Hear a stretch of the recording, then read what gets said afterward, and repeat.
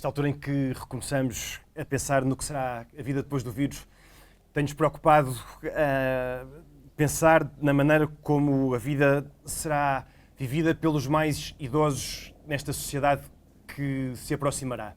Há questões de isolamento, há questões de rendimento e há muitas outras que são com frequência uma preocupação para a vida destes tantas vezes tão frágeis. Chamamos este projeto da Brutéria Coordenadas para um Novo Normal. É um projeto que o que pretende é precisamente encontrar pontos de ligação que se transformem em pequenas coordenadas para construir os pontos aos quais queremos chegar. Convidei hoje para conversar comigo o Nuno Frazão. O Nuno tem trabalhos muito variados, trabalha sobretudo em temas de impacto social, de implementação e de inovação social. Há muito tempo que andamos a conversar sobre pobreza escondida e, concretamente, sobre questões que têm a ver com a vida dos idosos. Pedi ao Nuno que viesse conversar hoje um bocadinho sobre isto.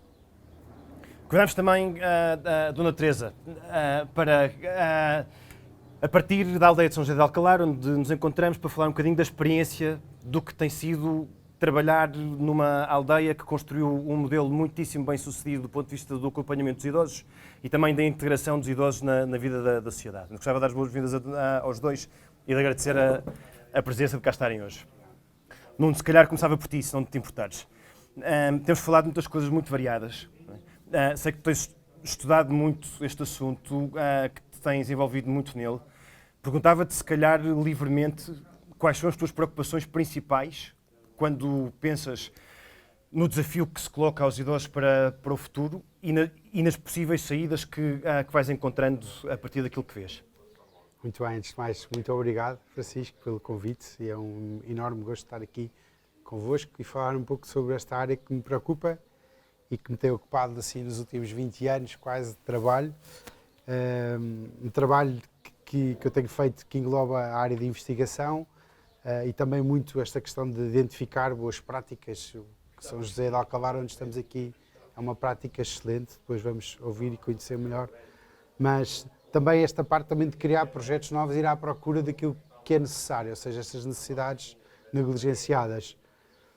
Francisco, o que eu podia dizer é que quando nós pensamos no envelhecimento em Portugal, estamos a falar num contexto já antigo, em que sabemos que há uma taxa de fertilidade baixa e há um envelhecimento galopante. Nós, neste momento, o que está previsto é que em 2050 ou daqui a 50 anos nós vamos ter mais de metade, ou aproximadamente 42 a 50% da população com mais de 65 anos.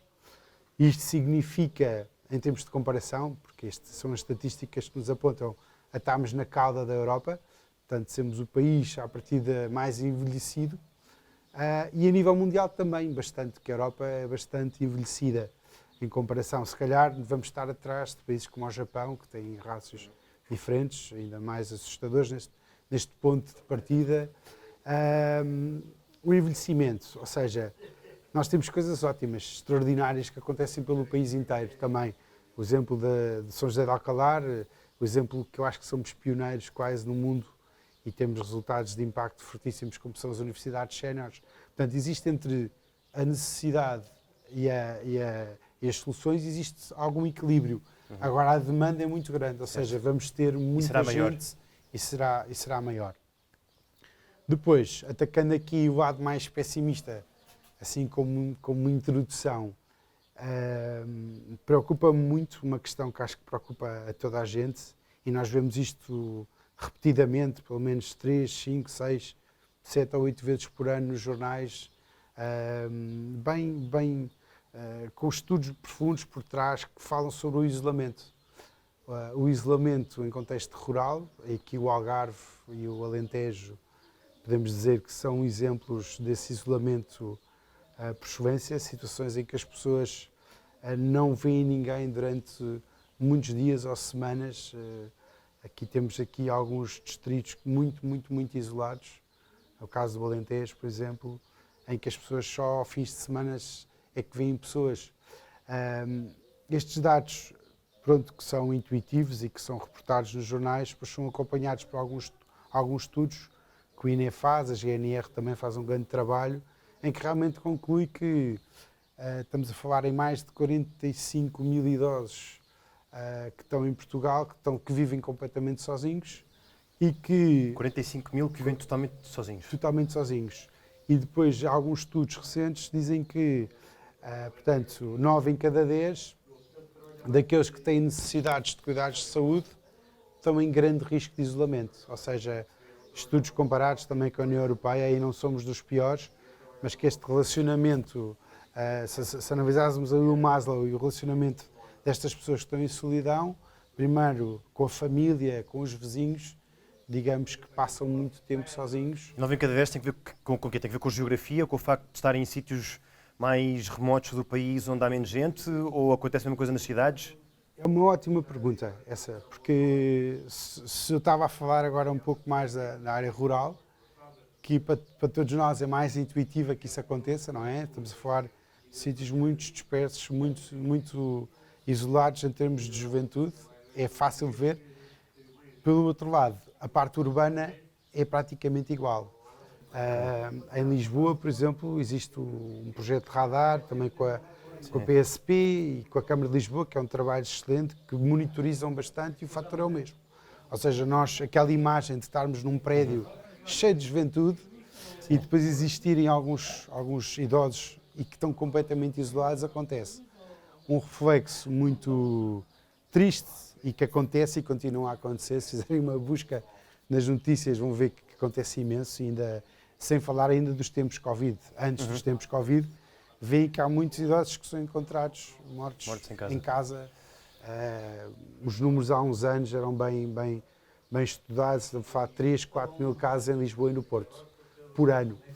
Encontrados passado 2 semanas e mortes tipicamente cardiovasculares e respiratórias, os tempos, se calhar, de clima mais complexo, com muito calor ou mais frio. Esses fenómenos acontecem e aqui no Algarve repetidamente acontece. Sim, a Serra Algarvia é famosa por esse problema e pela dificuldade de integrar os idosos em aldeias que vivem em aldeias mais pequenas no grupo da cidade, não é? Agora, há uma série de outros problemas, uma série de outras questões que se levantam e que se colocam. Não te quero interromper, ias dizer mais coisas ainda sobre o isolamento, mas há questões também que têm que ver, por exemplo, com a distribuição de riqueza e com a dificuldade de poder fazer face às despesas cotidianas da vida ordinária por parte de um segmento grande da população idosa. Não toda a população idosa. Uma das coisas que sabemos é que a distribuição de reformas é muito desigual entre a nossa população idosa e, portanto, temos alguns idosos portugueses com reformas muito confortáveis e outros com pensões de 290 euros, não é? Tendo que pagar rendas, tendo que comprar medicamentos, etc. A nível de rendimento, como é que esta preocupação pode ser pensada? O que é que tu tens visto que te pareça relevante? Bom, aqui então vamos entrar um bocadinho ainda mais a fundo no ciclo do problema. Então, digamos que pode ser um ciclo de problema vicioso, porque, e mesmo em relação, no fundo, ao dinheiro no bolso, às reformas, e depois o perfil de consumo, que também é muito interessante analisar esse aspecto, nós começamos a ver assim, são idosos isolados, normalmente este rácio com muita necessidade de cuidados, às vezes de companhia, às vezes começam a entrar na falta de autonomia, cuidados de saúde, e assim aí há logo um grande diferencial entre quem tem e quem não tem dinheiro, quem está abrangido por uma segurança social, que tem alguém que cuide, certo, ou não. Portanto, este é um fator crucial, ou quem depende de um grupo familiar ou de uma rede de suporte alargada. Portanto, aqui é um fator mesmo crítico, e é que são os casos piores associados à pobreza e ao isolamento. Isto aqui, em situações muito rurais, é mais gritante. Em situações urbanas passa muitas vezes pelo silêncio e por pobreza, mas eu acho que há mais atenção e há um trabalho mais preciso, há mais soluções. Agora, eu diria que o ciclo vicioso começa quando um idoso é acompanhado em termos de saúde, em termos de isolamento, estamos a falar a grande doença associada é a depressão, não é? Que é crónica. estamos a falar de um dos países que se manifesta entre idosos também, não é? Entre idosos. O preconceito social é que a depressão não atinge idosos. Mas a realidade é que atinge. Digamos que atinge os idosos e atinge as famílias que os cuidam. Esta questão dos cuidadores também é muito importante. Portanto, estas questões que levam à vulnerabilidade da saúde mental, que depois deriva num Parkinson ou num Alzheimer, e dos cuidadores, há um fio condutor muito forte em relação à depressão, ou seja, que é uma coisa que afeta gravemente e depois aumenta com a medicação. Porque a medicação para este tipo da área da saúde mental é complexo e requer atenção. Por exemplo, para Alzheimer e Parkinson existem muitos tipos de medicamentos. Acertar num medicamento certo não é fácil. Então uma pessoa está completamente autónoma ou está completamente dependente. E existe uma grande variabilidade, o que significa que há uma grande fragilidade e que há muitos idosos que estão medicados a mais e que entram num ciclo vicioso de estar medicado a mais, a saúde mental piora, a capacidade de relacionamento piora e por aí só, e vai por aí fora. Isto é um fenómeno que tem acontecido e que é transversal a qualquer setor. Claro que os mais pobres são mais afetados e acabam de ficar mais isolados. As pessoas que têm um nível social mais alto e que têm mais dinheiro, no fundo, para comprar estes serviços, certo, estão, de certa maneira, mais isolados, mas não são por si só suficientes para escaparem a esta situação da demência e da saúde mental. Portanto, aqui há um ciclo muito importante que é preciso ver. Eu acho que há bom trabalho, há coisas extraordinárias que acontecem em Portugal, de prevenção, e depois há outras mais de cuidados continuados e paliativos muito boas, mas se a pergunta é se chega a todos, não chega, e é uma grande preocupação. O circuito rural e o circuito urbano, aí difere no acesso àquilo que é muito importante, que é o acesso aos cuidados continuados, ou seja, o acesso à saúde. No rural é mais difícil o acesso à saúde. No urbano, digamos que existem já soluções muito integradas, cada vez mais baratas. Estamos a falar de alguns seguros com médicos a poderem ir ao domicílio a 10 euros, com 2 ou 3 euros de transporte, o que é muito razoável, porque imaginem um idoso em situação vulnerável poder ir ao hospital e poder ficar contaminado, ter um médico em casa, o preço e o custo que é. Hoje em dia existem soluções muito boas no mercado. Às vezes, por desconhecimento, se calhar os idosos podem não saber, mas existem soluções boas que no circuito rural não existe. Ou seja, um médico ao domicílio por 13 euros, eu acho que é muito difícil encontrar numa situação mais de isolamento, ou seja, o cuidado de saúde fica aqui debilitado. Mas agora, deixa-me aproveitar isso para virar um bocadinho a conversa. Posso? Pode, Francisco, então. Teresa, este sítio onde nós estamos, esta aldeia de São José de Alcalar, é um sítio muito impressionante porque percebeu precisamente isto que o Nuno falava, que é que o isolamento tem consequências muito negativas e muito evidentes. Falávamos há pouco com o Padre Domingos Monteiro da Costa, que quando esta aldeia foi criada, havia neste concelho um conjunto significativo, uma quantidade significativa de suicídios anualmente entre idosos. Desde que esta aldeia abriu, aqui na aldeia, habitantes da aldeia, não se registrou um único suicídio em 30 anos, 30 e... Já vai, já 45 que ele cá está, sim. Teresa, quero falar um bocadinho trazer aqui um bocadinho de realidade prática a esta conversa e falar um bocadinho de quantas pessoas aqui vivem, qual é a estrutura, o que é que aqui fazem, o que é que oferecem. É assim, pois, antes de mais, muito obrigada também pelo convite e especialmente por ele decorrer, esta conversa decorrer aqui na aldeia de São José, que me é muito querida mesmo. E ainda por cima que estamos na celebração dos Bodas de Prata, da primeira colocação de utentes aqui na aldeia, que foi realmente um processo revolucionário, no bom sentido, como resposta àquilo que já havia, tendo nós já um lar de idosos tradicional. Para além desse aspecto, realmente quase que uma resolução para essas opções das pessoas face a uma série de solicitudes que a vida apresenta, nomeadamente, sendo a Mexilheira Grande a maior freguesia do concelho de Portimão e predominantemente rural, todos os aspectos que tocou estão completamente dentro da vivência destas pessoas. Portanto, estava revendo no que estava dizendo toda a situação dos que tenho conhecido e que ainda continuo a conhecer, porque ainda hoje a prioridade na colocação de utentes na aldeia de São José e também no outro lar, mas sobretudo aqui, já que estamos falando aqui, é a Mexilheira Grande. Portanto, pessoas naturais ou residentes da Mexilheira Grande. Portanto, é ver a necessidade que ainda continua a haver numa população, sobretudo idosa. Isto porque os filhos dos que são agora idosos, muitos deles graças ao turismo, que é também a fonte de receita, sobretudo aqui nesta região do Algarve, deslocaram-se para as cidades. Hoje têm o seu apartamento na cidade, as casas não têm propriamente condições em termos de espaços, são os elevadores, algumas nem elevador têm, outras são apertadinhas, entretanto já lhes nasceram filhos, já os idosos têm netos e bisnetos, e o lugar destinado aos idosos ficou um bocadinho esquecido. Ou seja, havia uma casa de campo, onde o idoso, enquanto pôde, foi estando, e aquilo adorava, mas depois a sua situação foi apresentando, de facto, necessidade de um outro apoio que a família já não podia dar. E que, inclusive, a cidade também não. Portanto, a aproximação deles aos filhos que já tinham saído não se tornou viável. Quando houve a oportunidade desta aldeia, há muita gente que ainda há bocadinho vos referia que chamam ao seu espaço, à sua moradia, chamam o seu cantinho. Porque, estando enquadrada num espaço rural, está completamente dentro das raízes que eles já estavam habituados, portanto não sentem muita diferença em termos de ambiente.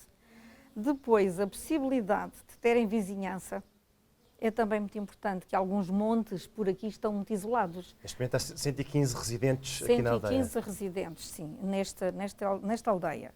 Temos Aldeia, já agora, são... Aldeia de São José. A aldeia há de ser fácil de encontrar imagens disto.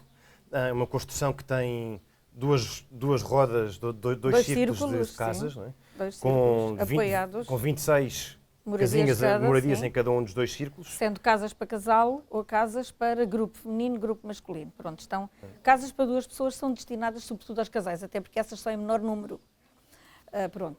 Depois temos então, isto é assegurado pelo núcleo dos serviços centrais, não é? Não podia ser de outra forma, apesar de eles viverem em casinhas. É assim, o facto de viverem aqui vários anos, tendo eles já vindo para cá idosos, torna-os depois com alguma dependência, uma acentuada dependência. Então vão ter depois a resposta a parte da enfermagem e serviço médico e as próprias refeições levadas ao seu domicílio dentro deste campus, digamos assim, não é? Portanto, é tudo muito próximo e eles veem também nos serviços que lhes oferecemos o que já não tinham, porque deslocar-se do interior para o posto médico da Mexilheira ou para o Centro de Saúde de Portimão, não tendo eles transportes, além de que se chamasse um táxi, era caríssimo, mas isso não é possível e com a vida que os familiares levam, também não é, porque teriam que faltar aos trabalhos para levar o seu idoso ao Centro de Saúde. Aqui vêm-se também um bocadinho mais apoiados nesse aspecto. E pronto, e tudo funciona com algum controle, não é? Os exames médicos, essas coisas, eles saem daqui para especialidades, digamos assim.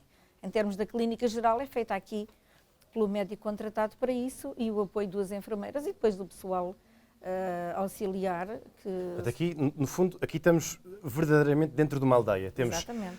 Estes dois círculos das residências, temos serviços centrais que têm uma casa de jantar, tem a capela que é aberta à comunidade exterior também. Sim. Tem esta zona de café onde nós estamos, tem uma sala de fisioterapia, tem uma creche, um jardim de infância que tem mais de 100 crianças. Veio dar uma dinâmica também diferente. Vida e que dá...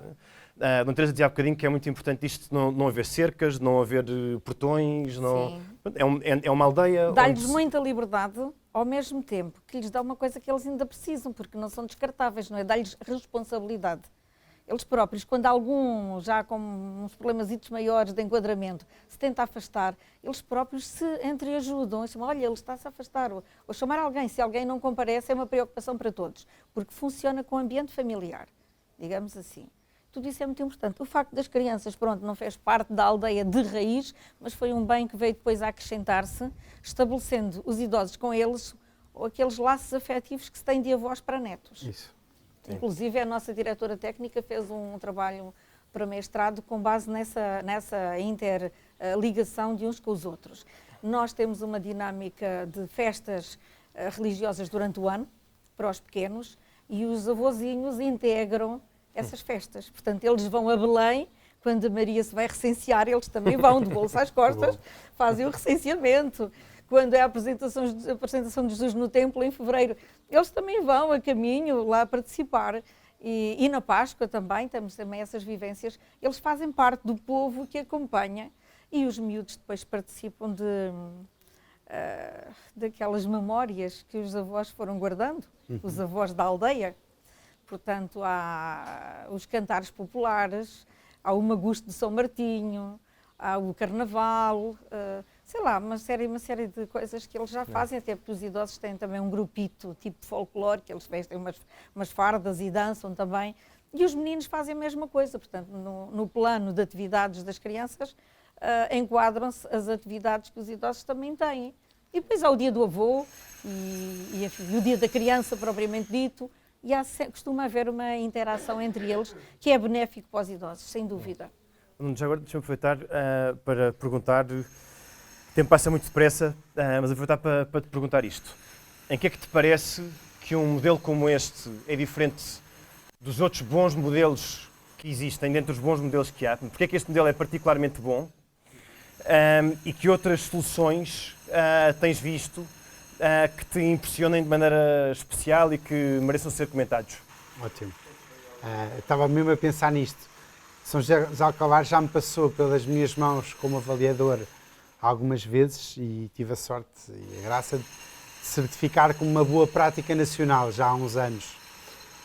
Os fatores que para mim são assim digamos que os fatores críticos de inovação, esta primeira condicionante da intergeracionalidade, ou seja, a querer estar dentro do coração da vida destes idosos e das suas casas. Exatamente. E ouvir-se o barulho, eles poderem trabalhar em conjunto, terem alguns projetos que fazem em conjunto, que podem exponenciar aquilo que tem melhor cada um. Isso para mim é um dos fatores essenciais. Depois, em termos, por exemplo, da saúde e em termos de serviços, ou seja, os serviços partilhados, vocês poderem concentrar aqui a lavandaria, sim, sim. que é um dos temas, por exemplo. O cabeleireiro. O cabeleireiro. Tudo o que é atividades que são importantíssimas de relacionamento, as atividades lúdicas, no fundo, que fazem os centros de dia, criam dinâmicas positivas em que eles podem estar a pôr os seus talentos cá para fora, a expor as suas ideias, as suas memórias. Isso é essencial, promove convívio e relacionamento. Isso também aqui é um fator evidente de sucesso. Depois, aqui a questão também dos serviços partilhados de saúde é muito importante. Eu fiz alguns estudos dentro desta área e estudei os vários tipos de serviços de apoio ao domicílio e estudei também o tipo de lares que existem ou residências partilhadas, e isto é um fator único. Existem mais, sei lá, uns 7 ou 8 exemplos parecidos com o que acontece aqui em São José de Alcalar, que no fundo, de acordo com os tipos de autonomia, congregam espaços de acordo com as valências, no fundo, dos seus utilizadores, aqui séniores, não é? Idosos, que no fundo, de acordo com as suas vivências, vão se agrupando e vão vivendo e vão partilhando as suas necessidades. Digamos que para mim, como cientista, mais importante é o acesso à saúde. Agora, vou-lhe dar um exemplo de uma das melhores práticas mundiais que faz toda a diferença, toda a diferença, e que muitas vezes as pessoas veem numa posição invertida. Se for a uma Misericórdia, que são ótimas, do Porto, de Lisboa, que são referências nacionais nesse sistema, quando vai ver o sistema de prestação de um serviço ao domicílio, eles têm um checklist e há uma parte lá que para mim é a mais importante de todas, que é só uma parte, mas ao menos fazem, que é a socialização. E a socialização é, estás porreiro, como é que está o teu filho, não sei o quê, etc. E está-se a sentir melhor e o que é que sente, e a pessoa enquanto está a ser lavada, está a ser alimentada, está a ser cuidada, as pessoas vão socializando. E isso faz parte, e graças a Deus faz parte de uma ficha de desempenho. Mas é só uma parte. Para mim, a grande diferença é quando há um negócio, por exemplo, na Holanda, que tem um nome estranhíssimo, que é o Burstalk, que eles, no fundo, fazem exatamente ao contrário. Eles dizem, o primeiro fator de sucesso é como é que eu vou criar na vida da pessoa que eu estou a cuidar, do idoso, um novo ciclo de relacionamento, ou refrescar o ciclo de relacionamento. Portanto, eles não se preocupam tanto ao princípio, são só enfermeiros. Não se preocupam tanto com a saúde física, preocupam-se com a saúde que nós consideramos, a OMS trabalha muito isto, que é a saúde social. E focam-se só nisto. Como é que está a relação com o seu filho? E com o seu neto? E etc. E depois, quando vocês pensam, casos de Alzheimer, Parkinson, ou seja, doenças mais complicadas, então de for saúde mental, e mais difícil. Mas não é impossível. Portanto, trabalhando nisso, o ciclo da família, e depois trabalhando o ciclo dos vizinhos, eles conseguem, em poucas semanas, aumentar brutalmente esse ciclo de relacionamento. E vocês perguntam, o que é que acontece? O que acontece é que a pessoa rapidamente aumenta as suas resistências, tem menos necessidade de tratamento de saúde e está mais feliz. Menos stress. Estão a perceber? Mas é Portanto, uma- isto é pode uma- ser o fator central do modelo, que é um modelo de negócio e de intervenção, que se foca primeiro na socialização. É uma mais-valia que a Aldeia de São José também apresenta o facto de não termos horários restritos para visitas. E isso é importante, que os filhos e os outros familiares sabem que a qualquer hora podem contactar o seu familiar na sua própria casinha, sem ter que estar a passar pelos vários departamentos. E depois a possibilidade também, nessa ordem da sociabilização, que lhes dá também a possibilidade dos voluntários. É uma instituição que conta com cerca de uma dúzia de voluntários neste momento. Pronto, agora devido ao Covid temos estado a criar regras próprias para isso, pelo afastamento que é necessário ter, e há certas atividades deles que requerem muita proximidade para os trabalhos, inclusive há quem tenha aprendido a ler e a escrever já na própria aldeia de São José. Isso é importante, ganhar o gosto por isso, dar essa capacitação ao indivíduo, que não está nada acabado, está ainda muita coisa por construir. Sempre. E aí vai ao encontro exatamente o que o Padre Domingos dizia. Portanto, aqui é para viver. O morrer vem depois, vem quando chegar à altura, não é? Portanto, essa parte eu penso que eles... E o facto também de ser aberta à comunidade exterior, à aldeia, porque Alcalar é o sítio, a aldeia é o nome do equipamento, vindo pessoas de fora, digamos assim, eles convivem na ocasião da celebração. Isso é importante, não se sentem fechados de maneira nenhuma, porque já tem de nós o lar da Mexilhoeira, um lar tradicional, tem neste momento 24 utentes, já teve 34, mas depois na remodelação tivemos que ganhar mais uns espaços, então reduziu numa dezena o número de utentes, que também faz apoio ao domicílio e também temos centro de dia, para escassos utentes, mas temos ainda. Mas também se via lá a dificuldade às vezes nos utentes quanto ao espaço. Estava tudo mais apertadinho. Aqui isto é amplo. Claro. E eles têm essa tal liberdade que lhes confere alegria. É verdade, é verdade. E isso é importante, ter a vontade de É fundamental. É fundamental. Bem. Muito bom. Teresina, obrigado pela vossa disponibilidade para esta conversa. Nós sabemos que uma conversa como estas não resolve o problema sobre o qual conversamos. Sabemos que há muito trabalho para fazer. O que nos parece importante é não deixar de chamar a atenção para aquilo que nestes próximos meses e que nestes próximos anos será feito a propósito da vida dos idosos, do acompanhamento dos idosos, todas as questões que têm a ver com o isolamento, com o rendimento, com os cuidados de saúde e por aí adiante. Portanto, agradecemos muito a vossa disponibilidade e esperamos que esta conversa que aqui começamos vá dando mais frutos ao longo dos próximos tempos, para que este ponto sirva como uma coordenada que nos ajuda a afinar o caminho e a dar direção para o futuro. Muito obrigada. Obrigado. Também. Obrigada também. Maravilha. Foi um prazer. Obrigadíssimo. Obrigada.